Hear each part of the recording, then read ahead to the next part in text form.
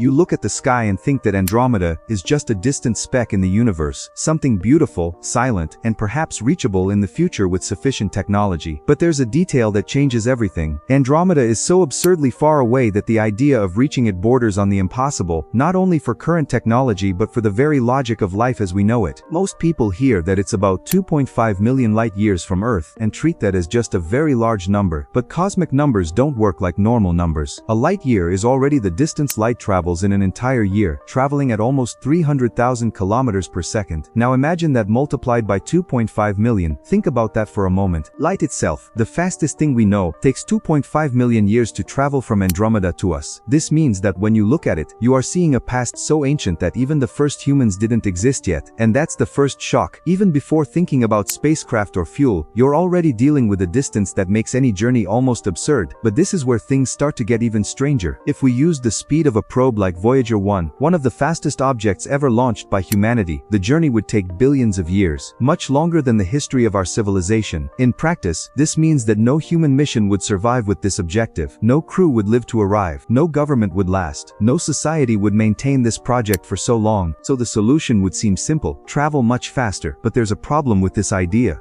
The closer you try to get to the speed of light, the more brutal the physics becomes. The energy required grows to monstrous levels. We're not talking about a lot of fuel. We're talking about such a gigantic amount of energy that the mission would cease to be a space project and become a civilization-scale challenge. And that's without mentioning a detail that almost no one mentions: it's not enough to accelerate. You would also need to brake upon arrival. In other words, you would need energy to go, to keep the ship running, and still to stop at the destination. And that's precisely where the journey starts to seem even less human, because the travel time would destroy the logic of the mission itself. If a ship took thousands, tens of thousands, or even millions of years, the original passengers would have died long ago. The only possibility would be a generational ship, in which many generations would be born and die inside it without ever seeing the final destination, or some form of artificial intelligence, extreme hibernation, or embryos transported by machines. Now imagine what that really means. You would no longer be sending a crew. It would be attempting to build a closed, artificial world, capable of surviving for entire eras in absolute emptiness. A small error in the system, an ecological failure, a social collapse, a maintenance malfunction, and everything would end long before the end. And there's more. The space between galaxies seems empty, but at extreme speeds even tiny particles become deadly threats. Cosmic dust, microscopic fragments, and rarefied gas could strike the spacecraft with devastating force if it were traveling fast enough. In other words, the more speed you try to gain to overcome the distance, the more lethal the journey itself becomes. The most optimistic explanation for escaping all this usually comes from science fiction. Space folds, wormholes, cosmic shortcuts. But this is where reality comes into play. None of this exists today as viable technology. They are hypotheses, theoretical ideas, mathematical possibilities, not ready-made solutions. So the most honest answer is also the darkest. Perhaps it's not just difficult to reach Andromeda. Perhaps, for beings like us, it's beyond the practical limits of what travel means. So, in the end, the question was never just why it would be impossible to reach the Andromeda galaxy. The real question is what this impossibility reveals about our place in the universe, because Andromeda is there, visible in the sky, gigantic, real, slowly advancing towards us over billions of years, and yet it remains completely out of our reach. And perhaps that is precisely what makes it so fascinating. Not because it is hidden, but because we can see it perfectly, and yet we were not made to touch it.